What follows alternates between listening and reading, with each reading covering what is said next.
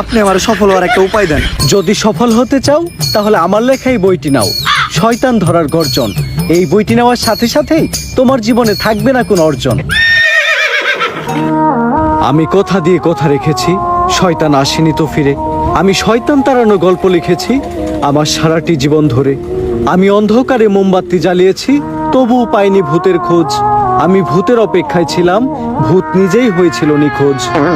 শয়তান ধরার গর্জন, পৃষ্ঠা নাম্বার চুদলিংপং। বাবা এটা তো মন্ত্র না, ছন্দ কইলেন। মার্কেটে আপাতত ছন্দই চলে।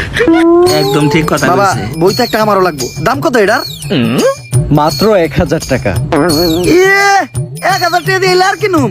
1000 টাকা হাতে নিয়ে ভূতের ডাক দিলে ভূত নিজেই চালতে লেগে পড়বো।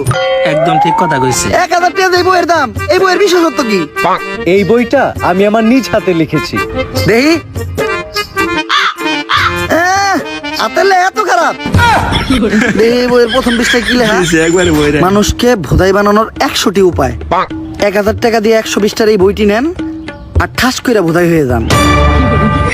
এখন সফল হতে গেলে তো এই বইটা লাগবেই, তো এই বইটা আমি নিয়ে গেলাম। বইয়ের টাকাটা ওইটা আমি হোয়াটসঅ্যাপে পাঠাই দিব।